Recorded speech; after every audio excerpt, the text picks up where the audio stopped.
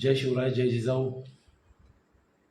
मित्रांनो, सर्वप्रथम हिंदू सूर्य महाराणा प्रताप यांच्या जयंतीच्या अनुषंगाने सर्व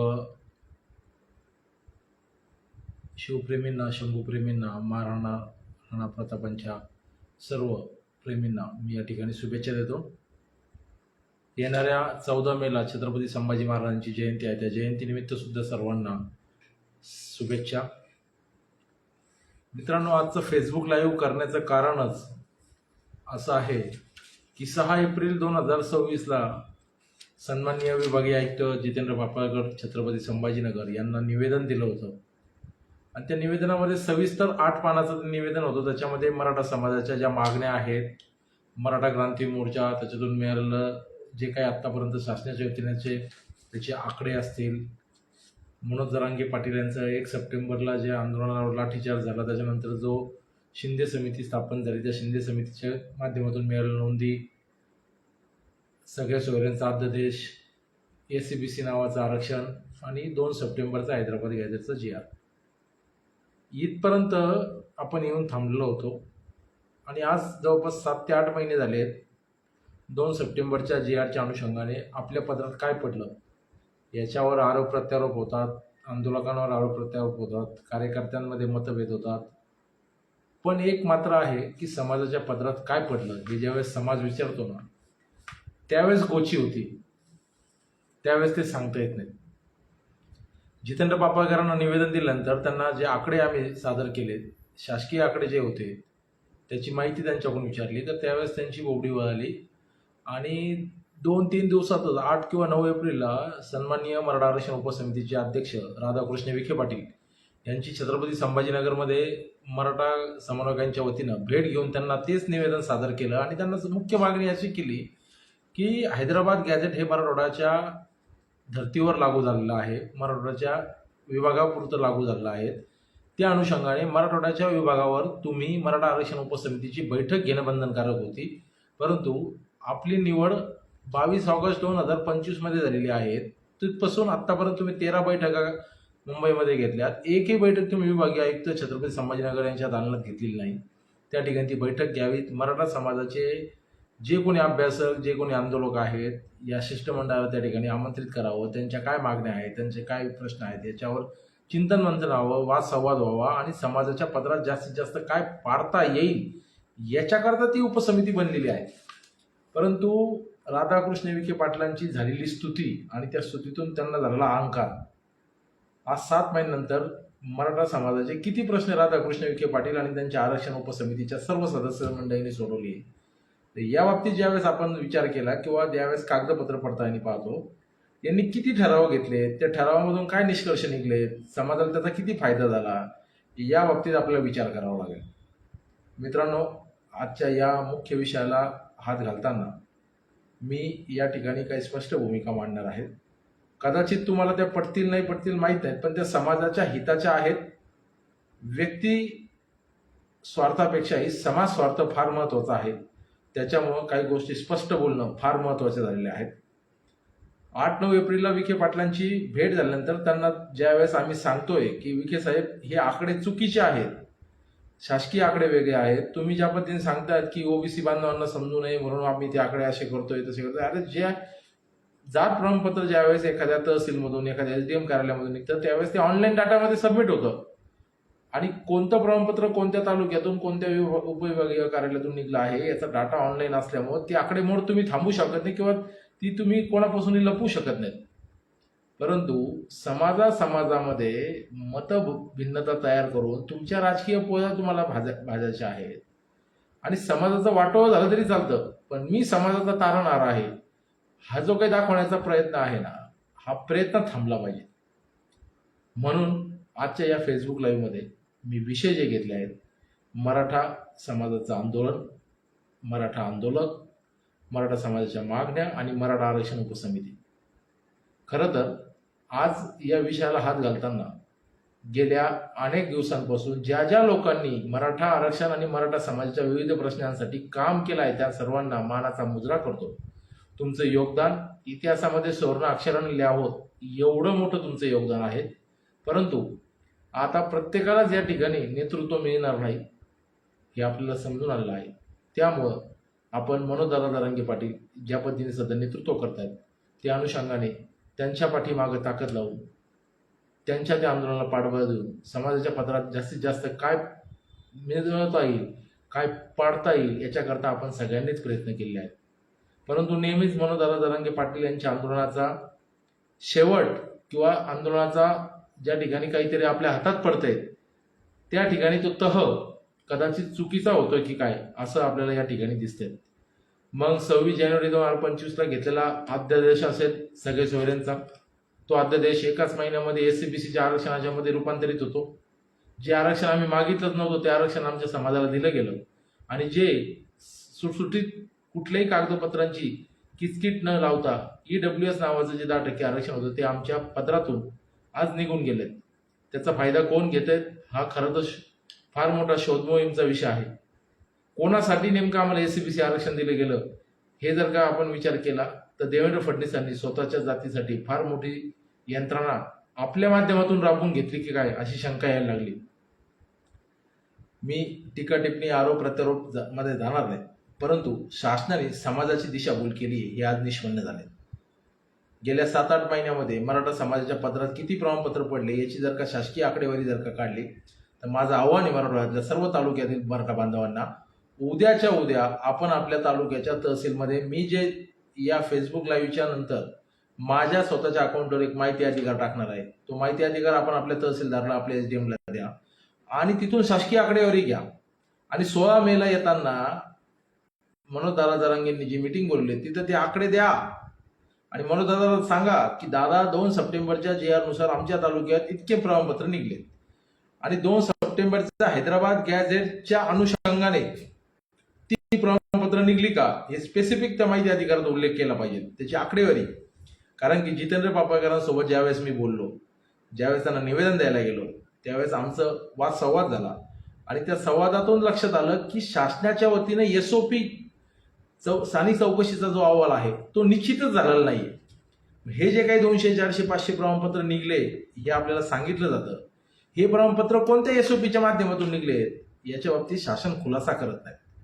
परंतु ज्यावेळेस आपण संचिका बघतो तर जी SOP कोणीतरी अभ्यासकाच्या वतीनं मीडियाच्या माध्यमातून सोशल मीडियाच्या माध्यमातून सगळ्या महाराष्ट्रात फिरली, तीच SOP त्या गाव समितीने घेऊन त्याचा अहवाल तयार करून संबंधित उपविभाग अधिकारी कार्यालय किंवा तहसीलदारांना तो अहवाल दिला आणि त्या अनुषंगाने ते काय 200, 300, 400 प्रमाणपत्र मिळालेत आपण जे सांगतोय. पण ज्याच्या नोंदी आहे, ज्याची वंशवळ जुळती अशांनाच ते प्रमाणपत्र मिळालेत हे मात्र आपण सांगताना त्या ठिकाणी चुकत आहोत. खरं तर एका आडनावाची एका गावातील एका कुळातील रक्ताच्या प्रवाहातल्या नातेवाईकांना प्रमाणपत्र देणे हे शासकीय 2001, 2013, 2017, 2023 आणि काल परवाचा 24 पर्यंत दुरुस्तीचा झालेला जो कायदा आहे या अनुषंगाने ते प्रमाणपत्र त्या नातेवाईक या व्याख्याच्या अनुषंगाने दिलं जातं. पण हैदराबाद गॅझेट जर का या मराठवाड्यामध्ये लागू झालं असतं तर समान आडनावाची परंतु ते मराठवाड्यात कुठेही स्थलांतरित झालेले असतील तर अशा लोकांना आजचे मराठा म्हणून पण पूर्वीचे कुणबी संबोधून त्यांना एका ओळीच्या JR नुसार आरक्षणाचे प्रमाणपत्र वाटप झाले असते. परंतु तसं होताना दिसतंय का? होताना दिसत नाही. ज्याच्या नोंदी आहेत परंतु त्याच्या भावकीची आणि त्याची वंशवाद जुळत नाहीत अशांना सुद्धा प्रमाणपत्र मिळाले. अशी माझ्याकडे 43 फायली छत्रपती संभाजीनगर जिल्ह्यातल्या आलेल्या आहेत की त्यांच्या भावकीतल्या रक्ताच्या नातेवाईकाला जात प्रमाणपत्र मिळालंय, त्यांनी शपथपत्र दिले, पण त्याची आणि त्यांची वंशवळ जुळवता शासकीय महसूल पुरावे कमी पडतायत. त्यामुळे त्यांना प्रमाणपत्र मिळत नाही आणि ग्राम समिती अहवाल देते की यांचं आणि प्रमाणपत्राचं शपथपत्र दिलेल्या व्यक्तीचं रक्ताचा नातेसंबंध महसुली पुराव्यानुसार सिद्ध होत नसल्यामुळे यांना प्रमाणपत्र देण्यास अयोग्य आहे अशा पद्धतीचे अहवाल त्यांनी दिलेत. आणि आपण काय सांगतोय की एका कुळातल्या एका आडनावाची कुठडचाही असू द्या, तुम्ही शपथपत्र द्या, फायली तरी करा, मग बघू अर्ज तर करा. असे अर्ज करून ते नाकारले.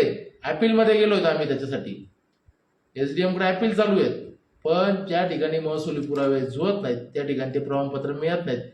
काही ठिकाणी असे प्रमाणपत्र निघल्याची माहिती सोशल मीडियाच्या माध्यमातून येते, त्यावर आरोप प्रत्यारोप होतात आणि खरं जर का ते बघायला गेलो तर त्या ठिकाणी त्यांच्या कुठेतरी महसुलीमध्ये नोंदीमध्ये रक्ताच्या नातेवाईकामध्ये वंशवाद जुळत असल्यामुळे ते प्रमाणपत्र दिले. परंतु सांगताना आंदोलकांचे कार्यकर्ते, तुम्ही आम्ही सर्व समन्वयक काहीतरी वेगळीच माहिती सोशल मीडियाच्या माध्यमातून देतो आणि त्यातून समाज संभ्रमित होतो. इथं व्यक्तिनिष्ठ राहण्यापेक्षा समाजाशी एकनिष्ठ राहणं फार महत्वाचं आहे. व्यक्ती तेवढ्या प्रवृत्ती आपल्याकडे आहेत, परंतु इथं व्यक्तिनिष्ठ न होता समाजनिष्ठ होण्याची वेळ आली आहे. आज समाजाच्या पदरात 3.5 वर्षानंतर सुद्धा आरोप प्रत्यारोपाची जर का खेळी चालली असेल तर समाज कोणत्या मार्गाला चाललाय हे आता आपल्याला बघण्याची वेळ आली आहे. ज्यांची लायकी नाही ते सुद्धा आपल्या मराठा समाजावर आता बोलायला लागलेत. याचं कारण असं झालंय की आपल्यामध्ये एक वाक्यता, एक विचार विनिमयता राहिलेली नाहीयेत. आपले आंदोलक विचार किंवा अभ्यास करणाऱ्या मंडळीला जवळ घेत नाहीत, थॉटफुल किंवा थिंक टँकवाली मंडळी जवळ घेत नाहीत. कोणता लढा कशा पद्धतीने कशा मार्गाने पुढे न्यायचा याच्यावर कधी विचार विनिमय होत नाहीत. बैठकीला ज्यावेळेस आपण एकत्र येतो त्यावेळेस फक्त गदारोळ होतो, सगळं ठरलेलं असतं. फक्त लोक जमा करून लोकांची मतं ऐकून घ्यायची आणि डिसिजन देऊन टाकायचं. अशा पद्धतीचा आतापर्यंत जो प्रकार झाला त्याच्यामुळे समाजाच्या शाश्वत असं काही पदरात पडत नाहीत. मी आरोप प्रत्यारोप करणार नाहीत, पण वस्तुस्थिती मांडली पाहिजे. जे कोणी माझे मित्रमंडळी या फेसबुक लाईव्ह बघतायत, मित्रांनो, खरंच समजून घेतलं पाहिजे समाजाच्या पदरात 7 महिन्यानंतर काय पडलेत. कोणी टेंडर घेतले असतील, कोणी गाड्या घेतल्या असतील, त्यांना शुभेच्छा. अजून हजारोने लाखो कोटीचे टेंडर घ्या, मोठे व्हा. समाज मोठा झाला पाहिजे, कुठल्याही मार्गाने मोठा झाला पाहिजे, पण समाज टिकला पाहिजे. व्यक्ती टिकण्यापेक्षा समाज हित फार महत्वाचं आहे. 1-2 लोक, 10-20 लोक मोठे झाले समाज सुधारणार आहेत. दादा ज्या पद्धतीने सांगतात की 6 कोटी समाजाला मला मोठं करायचंय, त्या 6 कोटी समाजासाठी आपल्याला मोठं करण्यासाठी आपल्याकडे मास्टर प्लॅन असला पाहिजे. सगळेच जण आरक्षणाचे प्रमाणपत्र काढून नोकरी आणि शिक्षणात जाणार आहेत का?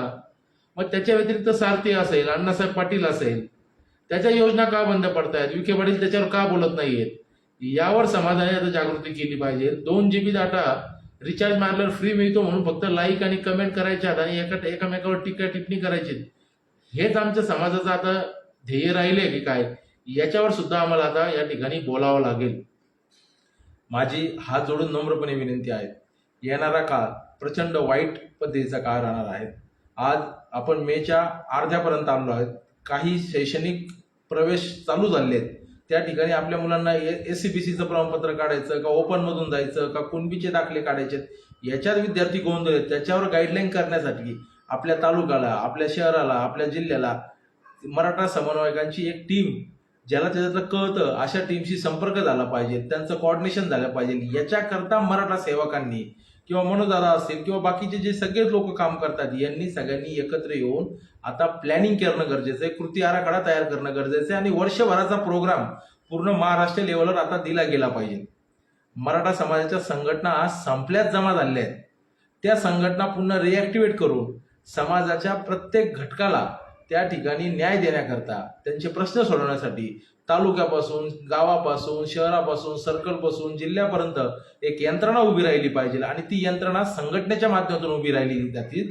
म्हणूनच आंदोलनाला ताकद मिळते. कोणत्या तरी संघटनेचे पदाधिकारी असतात, ते पदाधिकाऱ्यांचे कार्यकर्ते असतात, कार्यकर्ते त्या गावागावापर्यंत पोहोचलेले असतात आणि ती साखळी असते. त्या साखळीतून एक संघटन तयार होतं आणि त्या संघटनातून एखाद्या आंदोलनाला ताकद मिळते. हे आपण समजून घेतलं पाहिजे. परंतु आपण नेहमीच म्हणायचं की यांच्या दुकाना बंद पडल्यात, यांना कोणतरी तुकडा फेकला. किती दिवस आपण आपल्या समाजाच्या संघटनेच्या लोकांवर आरोप करणार? मनोज जरांगे पाटलांच्या माध्यमातून उभा राहिलेला लढा हा का पहिला लढा आहे का? हे आपण समजून घेतलं पाहिजे. याच्या अगोदर असे अनेक प्रयोग आपण समाजाच्या वतीनं विविध नेतृत्वामध्ये केलेत. मराठा क्रांती मोर्चाच्या माध्यमातून सातत्याने 4-5 वर्ष या शासनाला आपण सहयोगी करून सोडलं आणि तेव्हा कुठं समाजाच्या पदरामध्ये पहिल्यांदा SCBCचं आरक्षण पडलं, हे आपण समजून घेतलं पाहिजे. आज समाजाच्या पदरामध्ये पडलेलं नवीन 10% आरक्षण समाजाला कोर्टामध्ये कशा पद्धतीने आज हिनवलं जातंय, याच्यावर काहीतरी आपण सर्व समन्वयकांनी, सर्व मराठा समाजाच्या कार्यकर्त्यांनी, मराठा समाजाच्या सर्व नागरिकांनी समजून घेणं फार महत्वाचं आहे. एखादा माणूस बोलायला लागला की तो जरांगे पाटलाचा विरोधक आहे म्हणून त्याला शिक्का मारायचा आणि त्याला ट्रोलिंग करायची, एवढीच वस्तुस्थिती आपल्याकडे राहिली की काय, असं कधी कधी वाटायला लागले. एखादा माणूस ज्यावेळेस त्याचं मत मांडतो त्याला समाजाविषयी काहीतरी त्याच्या तळमळ असते आणि प्रत्येकाची भूमिका समाजाविषयी एकनिष्ठतेची, समाजाला जास्तीत जास्त फायदा मिळवून देण्याची असते. आज आयुष्यातली 20-22 वर्ष ज्यावेळेस समाजासाठी आपण काम करतो त्यावेळेस समाजातले आजचे 18, 20, 25, 30 वर्ष घरातले पोरं जर का 20-20, 25-25 वर्ष काम करणाऱ्या लोकांना जर का ट्रोलिंग करत असतील आणि त्यांना जर का म्हणत असेल तुम्ही विकले गेलेले आहेत, तर मित्रांनो जर का ते विकले गेले असते तर समाजाचं एवढं मोठं आंदोलन ऑटोमॅटिक उभं राहिलं नसतं. आरक्षण नावाची चळवळ काल परवा 2-3 वर्षात उभी राहिली का? तिला 30-40 वर्षाचा इतिहास आहे. आरक्षण समजून घ्यायला आज आपल्याला 30-40 वर्ष लागले, तेव्हा समाज एवढ्या ताकदीनं कोटीच्या संख्येने रस्त्यावर यायला लागला. हे आपण कुठेतरी समजून घेतलं पाहिजे. माझं आपल्या सर्वांना आव्हान आहे, येत्या 16 मेला मनोजदारांनी मिटिंगला बोलवलंय, आपण तिथे जाणार आहोत, त्यांच्याशी संवाद करणार आहोत. परंतु तत्पूर्वी आपल्याकडे आज 5 दिवस आहेत. उद्या सोमवार आहेत. प्रत्येकाने आपल्या तहसीलदार कार्यालयामध्ये गेलं पाहिजे, SDM कार्यालयात गेलं पाहिजे, कमिशनरकडे गेलं पाहिजे, जिल्हाधिकाऱ्यांकडे गेलं पाहिजे आणि त्यांना पत्रव्यवहार केला पाहिजे, त्यांना निवेदन दिलं पाहिजे की किती तालुक्यामध्ये प्रमाणपत्र तुम्ही आतापर्यंत वाटप केलेत आणि ते कोणत्या अनुषंगाने वाटप केलेत. ज्यांच्या मूळ कुणबी नोंदी होत्या अशांना 2 सप्टेंबरच्या अगोदरच्या अनुषंगाने तुम्ही जर का जात प्रमाणपत्र वाटप केले असेल तर तशी नोंद आम्हाला करून द्या की जुन्या नियमानुसार ते प्रमाणपत्र वाटप केले, किंवा 2 सप्टेंबरचा जो आलेला आता नवीन हैदराबाद गॅजेटच्या अनुषंगानेचा जो JR आपण सांगतोय तर त्याच्या अनुषंगाने किती प्रमाणपत्र वाटप केली आणि ती प्रमाणपत्र मध्ये जी वंशवाळ आहे ती कशा पद्धतीची आहे, त्याचा अहवाल जो आहे SOP ती कोणती आहे ही बघितली पाहिजे. याचं सविस्तर जर का आपण निवेदन दिलं तर दूध का दूध पाणी का पाणी होऊन जाईल. आम्हाला कोणाच्याही नेतृत्वाला किंवा कोणाच्याही कर्तृत्वाला कमी लेखायचं नाहीये, पण समाजाच्या पदरात आज काय पडतंय हे फार महत्वाचं आहे. कारण समाज आपल्यावर ज्यावेळेस विश्वास टाकतो त्यावेळेस आपली सामाजिक जबाबदारी फार मोठी वाढलेली असते आणि ज्यावेळेस जबाबदारी वाढते त्यावेळेस आपण चारही अंगाने या गोष्टीचा सर्वांगीण अंगाने अभ्यास करून वेगवेगळ्या क्षेत्रातील लोकांशी सजेशन चर्चा करून समाजाच्या फायद्याचं काय आहे याच्या अनुषंगाने कारवाई करणं अपेक्षित असतं. हे नेतृत्वाची जबाबदारी असते. परंतु नेतृत्व जर का समाजाची दिशाभूल होत असताना त्या ठिकाणी प्रश्न जर का सरकारला विचारणं नसेल तर आमच्या तुमच्या सारख्यांना सरकारला प्रश्न विचारावे लागतील. नेतृत्वाला काही गोष्टींच्या बाबतीत जर का त्या ठिकाणी मर्यादा येत असतील तर समाजातल्या विविध संघटनेच्या प्रमुखांनी, संघटनेच्या पदाधिकाऱ्यांनी या सरकारला, या प्रशासकीय यंत्रणेला या ठिकाणी जाब विचारणं फार गरजेचं आहे. म्हणून उद्या सोमवारी आम्ही या छत्रपती संभाजीनगरचे विभागीय आयुक्त यांना 4 वाजता पुन्हा एकदा निवेदन द्यायला जाणार आहोत. त्यांना त्या ठिकाणी प्रश्न विचारणार आहोत. श्रीकांत नावाचे आता विभागीय आयुक्त आहेत. जितेंद्र पापळकरांची बदली यांनी अर्जंटमध्ये का केली मित्रांनो? कारण की त्यांनी जी आकडेमोड सांगितली होती आणि विखे पाटील जी आकडेमोड बाहेर सांगतायत याच्यामध्ये तफावत होती आणि हे देवेंद्र फडणवीसांच्या लक्षात आलं आणि त्यांनी त्यांच्या हक्काचा माणूस, ज्याचा आणि महाराष्ट्राचा कदाचित संबंध नाही, अशा माणसाला त्या ठिकाणी आणून बसवलं.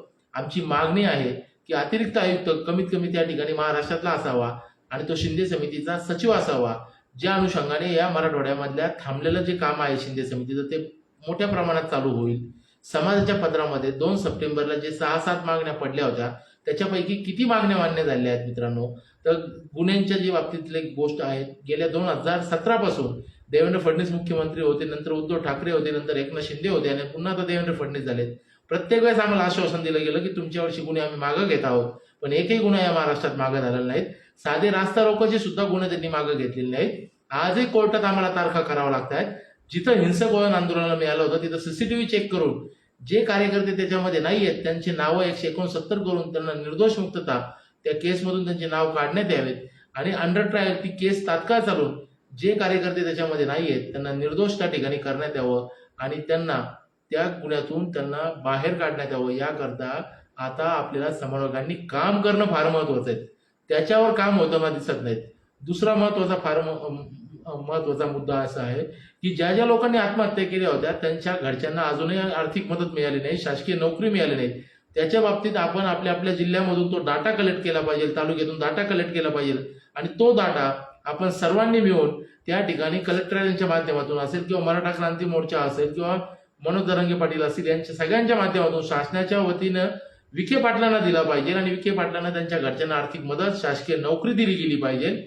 एवढंच नव्हे तर 43 असे लोक आहेत जे ऑलरेडी कुणबी होते पण ते मराठा आरक्षणाच्या चळवळीत सक्रिय होते आणि नैराश्यामध्ये त्यांनी त्या ठिकाणी त्यांच्या आयुष्याची आहुती त्या ठिकाणी मराठा आरक्षणाच्या अनुषंगाने दिली आहे. त्या लोकांना अजून 1 रुपयाचा त्या ठिकाणी मदत मिळाली नाही. शासन कारण काय देतं की ते ऑलरेडी कुणबी होते आणि ते कसे मराठा आरक्षणाच्या चळवळीत सक्रिय असू शकतात आणि मग ते कशाला त्यांनी आत्महत्या केली.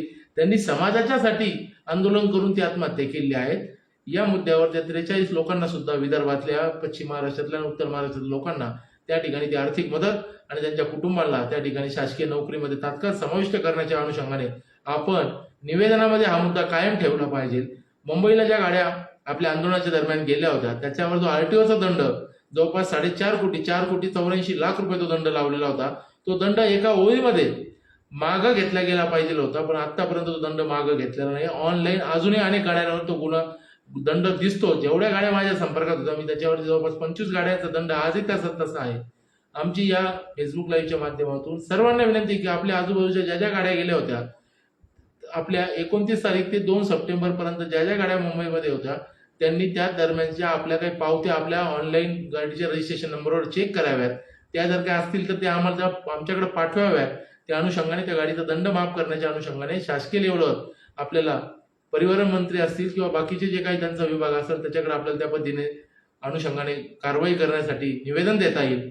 याचबरोबर सातारा गॅजेट आणि हैदराबाद गॅजेटचं जे कन्फ्युजन तयार झालं आहे, शासनाने हैदराबाद गॅजेटच्या अनुषंगाने त्याची व्याख्या शासकीय लेवलवर शासकीय शब्दामध्ये डिक्लेअर करणं फार महत्वाचं झाले आहे की हैदराबाद गॅजेट म्हणजे काय याची सुटसुटीत स्पष्ट शब्दामध्ये त्याची संज्ञा व्याख्या या ठिकाणी समाजाला आणि एक परिपत्रक काढून ती शासनाने समजून सांगितली पाहिजे आणि त्या हैदराबाद गॅजेटचा मराठा समाजाला कशा पद्धतीने फायदा होणार आहे याचं विस्तृत लिखाण करून एक GRच्या मध्ये स्पष्टपणा त्यांनी त्या ठिकाणी दिला पाहिजे.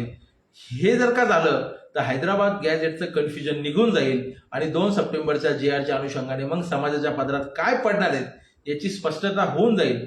7 महिन्यात दूध का दूध पाणी का पाणी झालेले आहेत, पण विखे पाटील त्या ठिकाणी निष्क्रिय दिसत आहेत आणि आपले आंदोलक मात्र यावर आतापर्यंत बोलत नव्हते.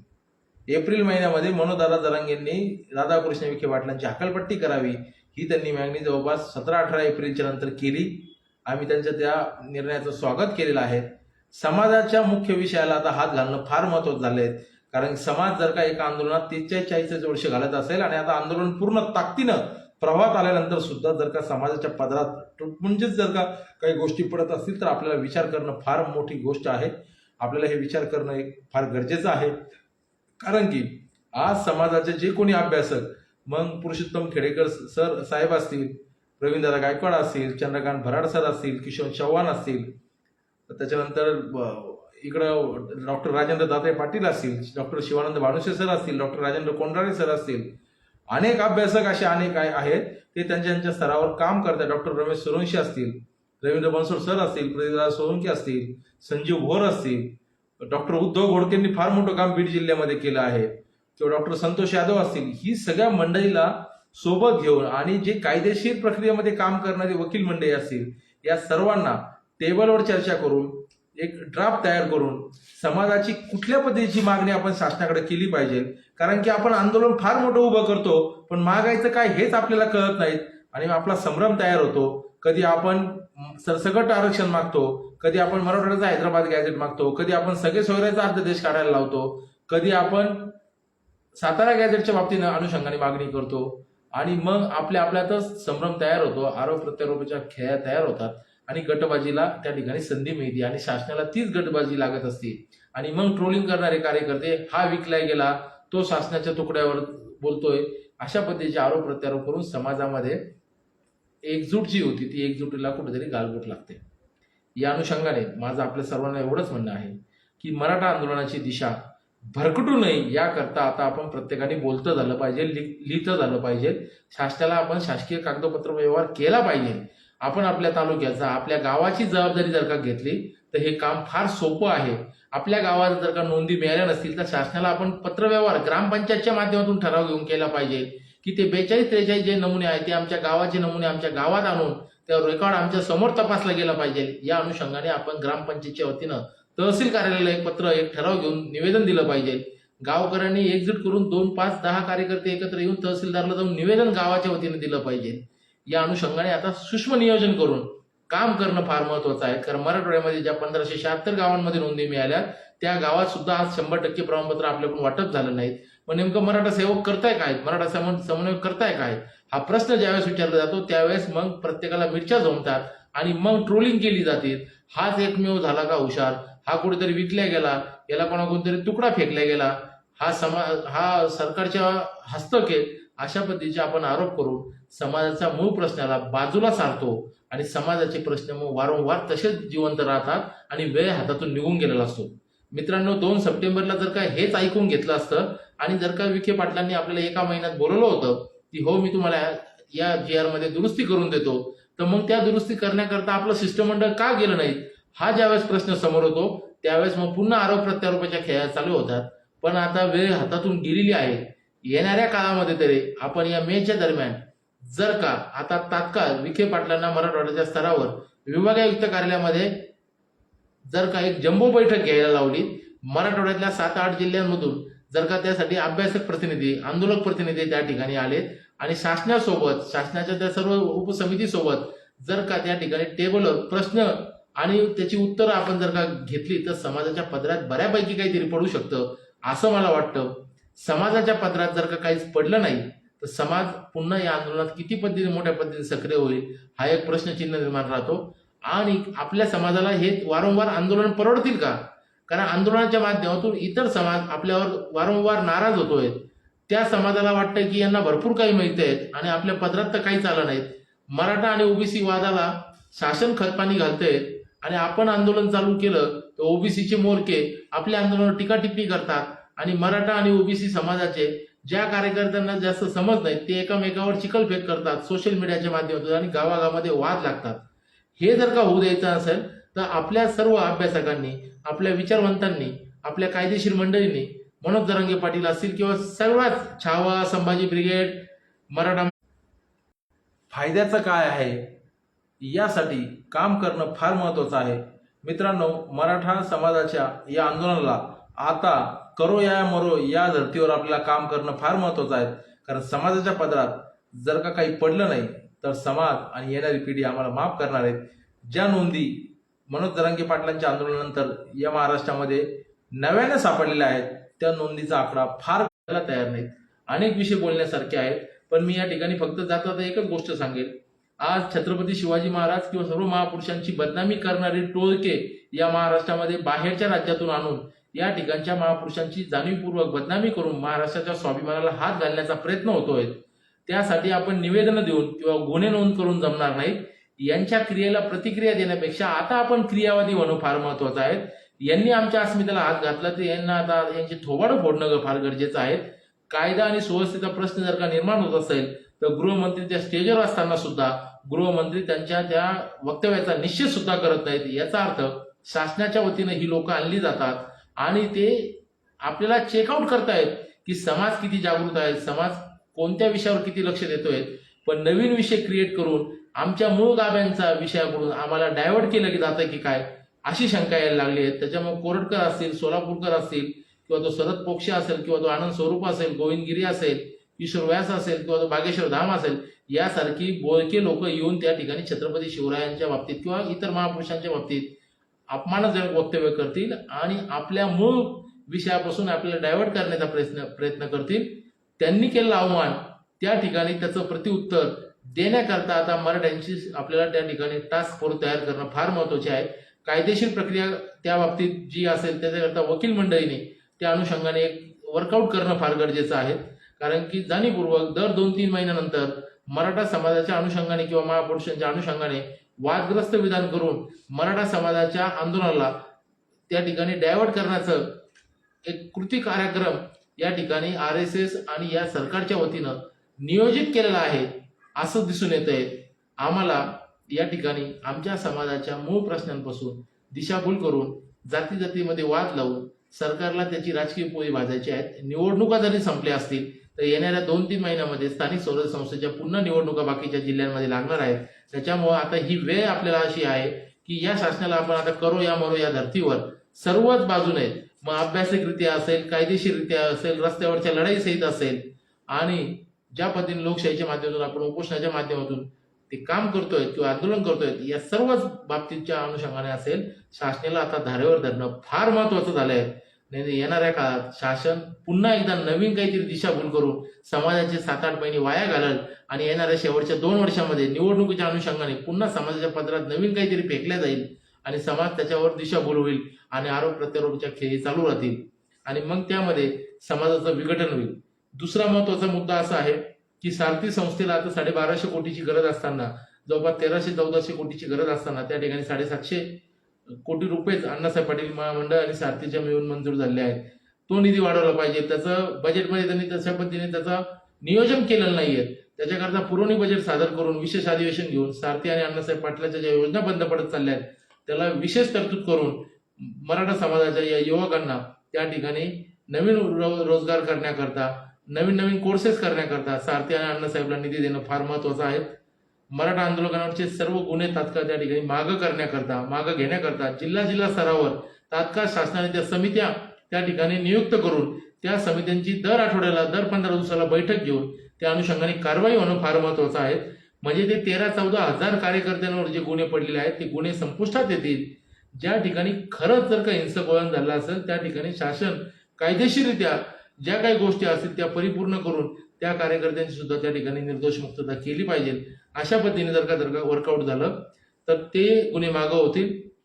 यानंतर ज्या काही समाजाच्या अनुषंगाने 13 बैठका विखे पाटलांनी आतापर्यंत मराठा आरक्षण उपसमितीच्या घेतल्या आहेत, त्याच्यामध्ये कुठले ठराव झालेत हे ऑनलाईन मराठा आरक्षण उपसमितीची एक वेबसाईट तयार करून त्याच्यावर त्यांनी ते ठराव टाकले पाहिजे. म्हणजे ते समाजातल्या सगळ्या लोकांना कळतील आणि कोण प्रतिनिधी समाजाचे त्या ठिकाणी उपस्थित होते त्या बैठकीत त्यांची सुद्धा नावं जाहीर करावेत. आणि विखे पाटलांनी तात्काळ मराठवाड्याच्या विभागीय स्तरावर छत्रपती संभाजीनगर येथे दर महिन्याला मराठा आरक्षण उपसमितीची हैदराबाद गॅझेट आणि मराठवाड्याच्या आरक्षणाच्या अनुषंगाने आणि इतर मागण्यांच्या अनुषंगाने बैठक घेणं बंधनकारक त्यांना आपण समाजाच्या वतीनं केलं पाहिजे. राधाकृष्ण विखे पाटील असतील, चंद्रकांत दादा असतील, गिरीश महाजन असेल, दादा भुसे असतील, शंभूराजे देसाई असतील, आशिष शेलार असतील, बाबासाहेब पाटील असतील, मकरंद पाटील असतील, त्याच्यानंतर आशिष शेलार असतील, माणिकराव कोकाटे असतील, ही सर्व मंडळी, उदय सामंत असतील, ही त्या मराठा आरक्षण उपसमितीची सर्व सदस्य मंडळी आहेत. मग विखे पाटलांच्या व्यतिरिक्त बाकीच्यांनी बैठक जर का घेतली आणि त्या अनुषंगाने जर का विखे पाटलांना शिफारसी केल्या तर तात्काळ त्या अनुषंगाने पटापट कामं होतील. पण विखे पाटील त्या समितीचे अध्यक्ष होऊन बसले आणि काम मात्र शून्य आहे. माझं विखे पाटलांना फेसबुक लाईव्हच्या माध्यमातून आणि तुमच्या सर्वांच्या माध्यमातून प्रश्न आहेत की विखे पाटील जवाब दो, नाही तो खुर्ची छोडो.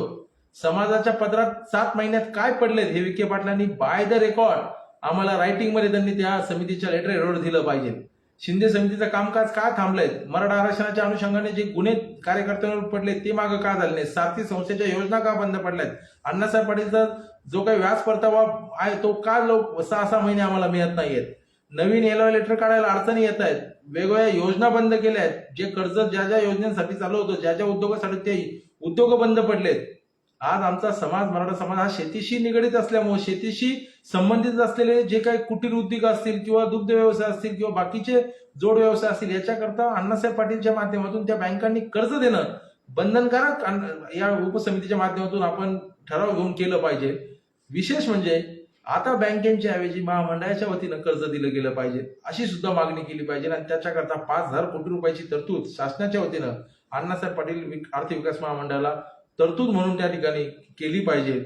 आणि ज्या पद्धतीने बँक कागदपत्र घेऊन त्या ठिकाणी दर महिन्याला EMI भरून घेते त्याच पद्धतीने महामंडळाने सुद्धा त्या स्वायत्त संस्था म्हणून त्या पद्धतीने कार्यप्रणाली केली पाहिजे. माझी या व्हिडिओच्या माध्यमातून पुन्हा एकदा सर्व मराठा बांधवांना विनंती आहे, लहान तोंडी कदाचित मोठा घात घेत असेल पण समाजाची वास्तववादी भूमिका समजून घेणं फार महत्वाचं आहे. समाजाच्या पदरात बऱ्यापैकी काही पडलं जरी असेल तर अजून फार मोठा टप्पा आपल्याला गाठायचा असेल तर त्यासाठी आपल्याला एकजुटीने, एका विचारानं, एका दिशेने आपल्याला काम करणं फार महत्वाचं आहे. समाजाचे अनेक प्रश्न आहेत, त्या प्रश्नावर आपण सर्वांनी आपली नैतिक जबाबदारी म्हणून त्या अनुषंगाने अभ्यासपूर्वक काम करणं महत्वाचं आहे. फेसबुकवर येऊन बोलणं फार सोपं असतं पण ऍक्च्युअल काम करणं फार अवघड असतं. याकरता माझी आपल्या सर्वांना विनंती आहे की छत्रपती शिवाजी महाराजांचे आपण मावळे आहोत. 18 पगड जातीचा एकोपा स्वराज्यामध्ये ज्या पद्धतीने टिकलेला होता त्या पद्धतीने गावगाड्यामध्ये तो एकोपा टिकवण्याची जबाबदारी मराठा म्हणून, मोठा भाऊ म्हणून इतर समाजाचा आपली आहे. सर्व समाज बांधवांना आपण सोबत घेऊन काम केलं पाहिजे. या आंदोलनाला मराठा क्रांती मोर्चामध्ये सर्व समाज बांधवांनी त्या काळामध्ये विविध पद्धतीची सेवा त्यांच्या जिल्ह्यात त्यांच्या तालुक्यामध्ये या आंदोलनामध्ये पुरवली होती. मराठा समाजाने ज्या वेळेस आवाज दिला असेल त्या वेळेस इतर बांधव मराठा समाजाच्या आंदोलनात आली होती. परंतु काही जातीवादी नेत्यांच्या माध्यमातून मराठा समाजाच्या आंदोलनाला गालबोट लावण्याकरता काही मोहरके या महाराष्ट्रामध्ये या शासनाच्या वतीने पेरण्याचं काम केलं आहे. त्यांनी त्यांच्या समाजाचा आरक्षणाचा मुद्दा सोडून मराठा समाजाला आरक्षण देऊ नका या अनुषंगाने ते आंदोलन करतायत. मला त्यांच्यावर हसू येतं. तुम्ही स्वतःला प्राध्यापक लावता. तुम्ही आज ज्या पद्धतीने मराठा आरक्षणाला विरोध करतायत त्याच मराठा आरक्षणाच्या राज्य मागास आयोगाचे आपण सदस्य होतात आणि मराठा समाजाला आरक्षण द्यावं याकरता तुम्ही मुख्यमंत्री देवेंद्र फडणवीसला 2014, 15, 16च्या काळात शिव्या देत होतात. हे हाकेंनी विसरू नये. हाकेंनी त्यांच्या समाजाच्या एसटी आरक्षणावर गेल्या 4 वर्षात एक शब्द सुद्धा बोलले नाहीत आणि हाके मराठा समाजाला ओबीसी मध्ये घेऊ नका म्हणून आरडाओरड करतात. ते म्हणतात की आमचं राजकीय आरक्षण केलं. अरे हाके, तुमच्या समाजाला सुद्धा शिक्षणात आणि नोकरीमध्ये आरक्षणाची गरज आहे. कारण आमचा धनगर बांधव राजकारणामध्ये येऊ पाहतो का, तर सगळाच समाज बांधव काही राजकारणात येऊ पाहत नाहीत. ज्या पद्धतीने सगळाच मराठा समाज राजकारणात येऊ पाहत नाहीत त्या पद्धतीने धनगर बांधव सुद्धा सर्व काही राजकारणात येऊ पाहत नाहीत. त्याच्यावर माझ्या हाकेंना विनंती आहे की आपल्या धनगर बांधवांना नोकरी आणि शिक्षणामध्ये एसटी आरक्षण कशा पद्धतीने जातीच्या लोकसंख्येच्या प्रमाणात मिळेल याकरता आंदोलनाची ताकद वाढवली पाहिजे. त्याकरता मराठा बांधव म्हणून आम्ही हाकेंच्या आंदोलनाला एसटी आरक्षणाच्या अनुषंगाने पाठिंबा देतो.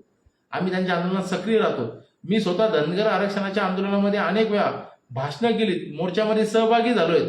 आजही मुंबईच्या दीपक बोर्डांच्या आंदोलनामध्ये जाऊन मुंबईला त्यांची भेट घेतली आणि त्या ठिकाणी त्यांना सांगितलं की आम्ही तुमच्या सोबत आहोत.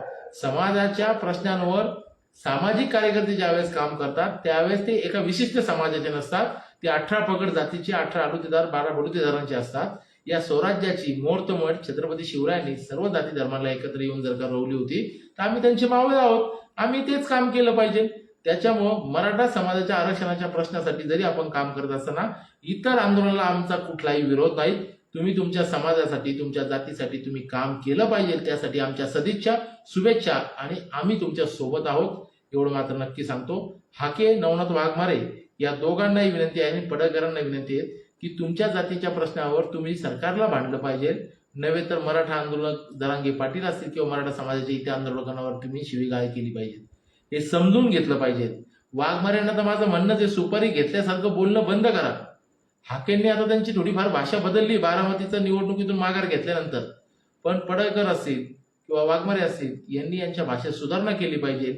आणि पुण्याचे ते ऍडव्होकेट मंगेश ससाण्यांना माझी विनंती आहे, मंगेश ससाणे साहेब, आपण वकील आहात. आपण ज्यावेळेस सनद घेतात त्यावेळेस आपण शपथ घेतात, मी माझ्या 18 पगड जातीच्या 12 बलुतेदार सर्व भारतीय नागरिकांना न्याय देण्याचा प्रयत्न करेल. आणि जर का एखाद्या समाजाच्या पदरात जर का काही पडत असेल तर त्या ठिकाणी तुम्ही विरोध कशाला करतायत. मराठा आरक्षणाच्या अनुषंगाने ज्या वेळेस काही निर्णय येतात त्याच्या विरोधात तुम्ही कोर्टात जातात आणि तुमची अक्कल त्या ठिकाणी तुम्ही कामाला लावतात आणि आमच्या समाजाच्या पदरात लेकरा बायांच्या काहीतरी पडणार असतात ते तुम्ही नष्ट करण्याचं काम करतात. पण यावेळेस तुमच्या तोंडाला पानं पुसली गेली आहेत हे लक्षात ठेवा. तुम्हाला ज्या कामासाठी आणलं होतं ते काम शासनाचं त्या ठिकाणी साध्य झालेलं आहे. त्याच्यामुळं तुम्ही आता किती कोर्टात चक्रा मारल्या तर समाजाला आता कळून चुकलंय की तुमची कुवत काय. तुम्ही टीव्ही चॅनल देऊन मराठा समाजाच्या इतर समन्वयकांना ज्या पद्धतीने कायदेशीररित्या अडचणीत आणण्याचा प्रयत्न करतात, तुमचे कायद्याचे, सुप्रीम कोर्टाचे, उच्च न्यायालयाचे कोर्टातले जजमेंट सांगतात आणि तुमचा फार मोठा अभ्यास आहे अशा पद्धतीचा जो दृष्टिकोन सांगतात, तुमच्या तोंडावर नाकावर टिच्चू या महाराष्ट्रामध्ये, या मराठवाड्यामध्ये ज्यांच्या ओरिजिनल कुणबी नोंदी होत्या त्यांचे 3 लाख प्रमाणपत्र मराठा समाजाच्या मूळ कुणबी बांधवांनी काढलेली आहेत. कुठेही बोगस प्रमाणपत्र काढलेले नाहीत. जिथं असं कुठं घडलं असेल त्याला आम्ही सुद्धा त्या ठिकाणी विरोध करतो. कारण की ज्याच्या नोंदी असतील त्यांना प्रमाणपत्र मिळणे हा कायदा आहे. 2004ला या अनुषंगाने GR निघलाय आणि हैदराबाद गॅजेटच्या अनुषंगाने ज्या पद्धतीने तुम्ही टीव्हीवर येऊन मांडणी करतायत की सरसकट सगळे मराठे आरक्षणात गेले आणि आता ओबीसीचं आरक्षण धोक्यात आलं, तर तुमच्या डोक्यात पाणी आहे. जर का सरसकट मराठे आरक्षणात गेले असते तर आमच्यासारख्यांचे सुद्धा प्रमाणपत्र निघून पडले असते आणि मग तुम्हाला आम्ही म्हटलं असतं की तुम्ही खरं बोलतायत. पण तुम्ही मराठा आणि ओबीसी समाजामध्ये वाद लावून तुमच्या स्वतःची फक्त पोळी भाजण्याचं काम मात्र करतायत. ती पोळी यावेळेस कच्ची राहणार आहे हे नक्की लक्षात ठेवा. त्याच्यामुळं तुम्हाला तुमची पोळी भाजायची असेल तर समाजासाठी लढा. तुमच्या समाजाच्या विविध योजनेसाठी लढा. आज ओबीसी समाजाचं जे त्या ठिकाणी महाज्योती नावाचं जे महामंडळ आहे त्याला जास्तीत जास्त निधी कसा येईल यासाठी काम करणं फार महत्वाचं आहे. आज तरुणांना बेरोजगारी आहे, त्या तरुणांना रोजगार कसं मिळेल यासाठी ससानांनी, हाकेंनी, पडळकरांनी, त्याच्यानंतर वाघमाऱ्यांनी काम करणं महत्वाचं आहे. आम्ही सुद्धा 18 पगड जातीच्या समाजाच्या बांधवांसाठी काम करतोय. मी काय तुमच्यावर आरोप प्रत्यारोप करायला आलो नाहीत, पण ज्या पद्धतीने तुम्ही आज मराठा समाजाच्या आरक्षणाला किंवा आंदोलकाला ज्या पद्धतीच्या भाषेतून एक प्रक्षोभक वक्तव्य करून समाजामध्ये दुही निर्माण करण्याचं काम करतायत, तुम्ही समाजाचे प्रतिनिधी आहात. माणसं जोडायला शिका, माणसं तोडायला शिकू नका. या ठिकाणी गावगाड्यामध्ये 18 पगड जातीची लोक एकत्र राहतात. तुमच्या नालायक वक्तव्यांमुळं समाजामध्ये दुही निर्माण होतीये, हे समजून घेतलं पाहिजे. आणि माझी तुम्हाला हात जोडून विनंती आहे, समाज तुम्हाला हुशार माणसं म्हणून समजतो, त्याच्यामुळं हुशार माणसाने समाजात वाद लावण्यापासून समाजामध्ये एकोपा कसा तयार होईल यासाठी काम करणं फार महत्वाचं आहे. म्हणून माझी सर्व बांधवांना, सर्व जाती धर्मातील बांधवांना विनंती आहे, मराठा आरक्षण असेल, धनगर आरक्षण असेल, मुस्लिम आरक्षण असेल किंवा आता आदिवासी आणि उपवर्गीकरणाचा मुद्दा समोर आणला आहे, हे सरकारचं षडयंत्र आहे. तुम्हाला वेगवेगळ्या विषयामध्ये कामाला लावून द्यायचं, आंदोलन भरकटून टाकायचे, समाजामध्ये जातीवाद तेढ निर्माण करायच्या आणि मूळ प्रश्नांकडून लक्ष विचलित करायचं. खराचं प्रकरण येतं, नंतर बागेश्वर धामचं येतं, नंतर कोणतरी अजून नवीनच काहीतरी प्रकरण येतं. रोज मुलींचे 3-3, 4-4 वर्षांच्या मुलींचे बलात्कार होत आहेत. शासनाची कायदा आणि सुव्यवस्था या ठिकाणी पूर्णपणे नेस्त नाबूद झालेली आहे. पोलिसांचा वचक प्रशासनावर राहिलेला नाही आहे, नागरिकांवर राहिलेला नाही, आरोपींवर राहिलेला नाही आहे आणि त्या पद्धतीचं गृह खातं काम सुद्धा करत नाहीये. या अनुषंगाने आपली सर्वांची आता सामाजिक नैतिक जबाबदारी वाढलेली आहे की या समाजाला योग्य दिशा देण्याकरता, योग्य ट्रॅकवर आणण्याकरता आता आपण आपल्या परिसरामध्ये चांगलं वातावरण कसं निर्माण करू शकतो, आपल्या परिसरातले जे काही सामाजिक प्रश्न असतील, जे काही सामाजिक, शैक्षणिक, नोकरी विषयाचे विषय असतील, याच्यावर आपण नैतिक जबाबदारी स्वीकारून काम करणं फार महत्वाचं आहे असं मला तरी वाटतं. आणि दुसरा महत्वाचा मुद्दा असा आहे की जाता आता एवढंच सांगेल की आता मराठा आरक्षणाच्या आंदोलनाच्या माध्यमातून कोणीही आत्महत्या करू नका. त्याच पद्धतीने धनगर आरक्षणाच्या अनुषंगाने सुद्धा कोणीही आत्महत्या करू नका. शासन प्रत्येक वेळेस शब्द देतं की पुढच्या मिटिंगला करतो, पुढच्या निवडणुकीत करतो, पण तरुणांनो, तुम्ही आत्महत्या केल्यावर तुमचं कुटुंब उद्ध्वस्त होतं. ज्या बांधवांनी तुमच्या आमच्या भविष्याच्यासाठी त्यांच्या प्राणाची आहुती दिली, आज त्यांच्या घरांचे काय वांदे झालेत हे जर आपण जर का ढुंकून बघितलं तर आपल्या वस्तुस्थिती लक्षात येईल की समाज काय असतो, तर समाज आजूबाजूच्याकडे बघत सुद्धा नसतो. त्याच्यामुळे आपलं कुटुंब ही आपली जबाबदारी आहे. त्याच्यामुळं नैराश्यामध्ये आत्महत्या करू नका. आयुष्याला या ठिकाणी वेगवेगळे मार्ग, वेगवेगळे उत्तरं सापडत असतात. प्रश्न जरी अनेक असतील तर उत्तरे अनेक मिळतात. समाजात खूप चांगली मंडळी आहेत, ती तुम्हाला योग्य गाईडलाईन करू शकतील. त्यांच्या संपर्कात जा, त्यांच्या सानिध्यात जा, मन मोकळं करायला शिका, नैराश्यात राहू नका. समाजाला आज जरी काही मिळालं नसेल तर येणाऱ्या काळात बऱ्यापैकी आपण काहीतरी समाजाच्या पदरात पाडू.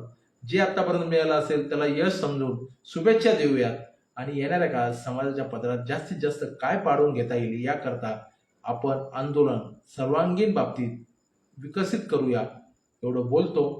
या ठिकाणी या व्हिडिओच्या माध्यमातून कोणाचं मन दुखलं असेल तर मी दिलगिरी व्यक्त करतो, पण समाजामध्ये आता जागृती करणं फार महत्वाचं झाले आहे. कारण येणारा काळ प्रचंड वाईट काळ आहे. नोकऱ्या राहिलेल्या नाही आहेत, शिक्षणामध्ये अडथळे निर्माण होत आहेत. या ठिकाणी कायद्याच्या कसोटीवर आपले जे आरक्षण आहेत त्याच्यावर आता प्रत्येक आरक्षणाला कायद्याच्या कसोटीवर अडचणी आणून त्याला स्टे लावला जातो, त्या ठिकाणी ते आरक्षण घालवलं जातं. हे प्रकार चालू आहेत. उद्योग धंदा व्यवसायामध्ये आपल्याला त्या ठिकाणचं वातावरण, त्या पद्धतीचं क्रिएटिव्ह वातावरण मिळत नाही, चांगल्या पद्धतीचं वातावरण सराउंडिंग मिळत नाहीत. उद्योग कोणते करावे याच्याकरता मार्गदर्शन मिळत नाहीयेत.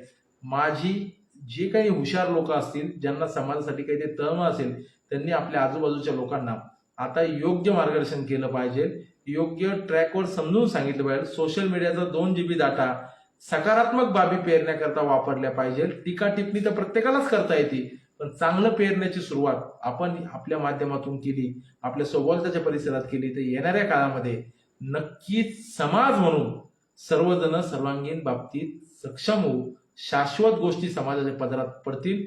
मग समाज म्हणजे काय, कुटुंब व्यवस्था म्हणजे काय हे समजून घेतलं पाहिजे. समाज म्हणजे कुठली जात पंथ वगैरे नाही. जे कोणी आम्ही माणसं आहोत, 18 पगड जातीचे, 12 बलुतेदार, 18 बलुतेदार, ही सर्व जाती समूहाची माणसं, ह्या समाजाची माणसं सुखानं नांदली पाहिजे. स्वराज्यामध्ये ज्या पद्धतीने सर्व लोक नांदत होती त्या पद्धतीने नांदली पाहिजे. एकामेकाच्या सुख दुःखात धावून गेली पाहिजे. तर आम्ही माणसं म्हणून जगायला कुठंतरी त्या ठिकाणी अर्थवान आहोत. अर्थपूर्ण आहोत असं मला म्हणावं वाटतं. त्यामुळं आपण सर्वांना एकच विनंती आहे की माणसं म्हणून एकामेकाकडे बघा, वाद प्रतिवाद होत राहतील, संवाद मात्र तुटू देऊ नका. कारण संवाद तुटला तर माणसं तुटतील आणि माणसं तुटले तर अडचणीच्या काळात आपल्यासाठी कोण उभं राहील हे समजून घेतलं पाहिजे. येणाऱ्या काळामध्ये मराठा आंदोलन असेल, धनगर आरक्षण असेल, या सगळ्याच आंदोलनाच्या बाबतीत त्या आंदोलकांनी एकामेकावर आरोप प्रत्यारोप न करता, कारण की तुम्ही एकामेकावर आरोप करतात पण तुम्हाला जर का 10 मैदानाच्या खोलीत दोघांना जर का एकत्र ठेवलं तर तुम्ही एकामेकाला एक शब्दही बोलणार नाहीत. पण तुमचे फॉलोअर्स, तुमच्या समर्थक एकामेकाला खाली पार मारण्यापर्यंत जातात. हा विचार तुम्ही आंदोलकांनी केला पाहिजे. एकाने जरी फुलटॉस दिला तर दुसऱ्याने शांत बसून घेतलं पाहिजे. तो एकदा भुकल, दुसऱ्यांदा भुकल, तिसऱ्यांदा शांत होऊन जाईल. त्यामुळं दोन्हीकडच्या आंदोलकांनी एकामेकावर टीका टिप्पणी करण्यापेक्षा आपल्या आपल्या समाजाचा कशा अंगाने आपण फायदा करून देऊ शकतो, कारण की फायदा सरकारकडून करून घ्यायचा आहे. भांडलं सरकारला पाहिजे. तुम्ही एकामेकाला भांडतात, एकामेकाला आरोप प्रत्यारोप करतात आणि मग ते वनवा गाव लेवलपर्यंत, तांड्यापर्यंत, वस्तीपर्यंत येतो आणि गावामध्ये दुही माजती. ती दुही माजू द्यायची नसेल तर तुम्ही नेतृत्वाने आता सामाजिक नैतिक जबाबदारी स्वीकारणं गरजेचं आहे. तुमच्या तोंडाला कुठेतरी लगाम लावणं गरजेचं आहे. एकामेकावर आरोप करण्यापेक्षा तुम्ही एकामेकाचे नरडे दाबाने एका रूममध्ये बंद राहा. एवढं बोलतो. कदाचित कोणाच्या भावना दुखवल्या असतील तर पुन्हा एकदा या व्हिडिओच्या शेवटी दिलगिरी व्यक्त करतो. समाजाचे अनेक प्रश्न आहेत, अनेक प्रश्नांवर काम करणं फार महत्त्वाचं आहे. येणारा काळ कदाचित समाजाच्या सर्वांगीण विकासासाठी सकारात्मक राहील अशी अपेक्षा व्यक्त करून आपल्या सर्वांना या ठिकाणी सकारात्मक काम करण्याकरता शुभेच्छा देतो आणि आपल्याला पुन्हा एकदा हात जोडून विनंती करतो की समाजाला आपण जे सुशिक्षित सर्जनशील लोक आहोत त्यांनी योग्य गाईडलाईन करणं फार महत्त्वाचं झालं आहे. आभाळ खूप मोठं फाटलंय, पण जेवढं आपल्या पदरात आपल्याकडे सुई आणि दोरा असेल तेवढं शिवण्याचा प्रयत्न करा. ऑटोमॅटिक काही काळानंतर हे आभाळ फाटलेलं शिवलेलं दिसेल आणि त्यावेळेस या क्रांतीच्या लढाईत तुमचा सुद्धा सहभाग होता हे तुम्हाला अभिमानानं कमीत कमी तुमच्या आत्म्याला तरी मान्य करावं लागेल. एवढंच या ठिकाणी सांगतो. पुन्हा एकदा आपण सर्वजण या प्रवाहाच्या परिवर्तनाच्या लढाईमध्ये नक्कीच सहभागी व्हाल एवढे विनंती करतो. थांबतो. जय जिजाऊ, जय शिवराय, जय शंभूराजे.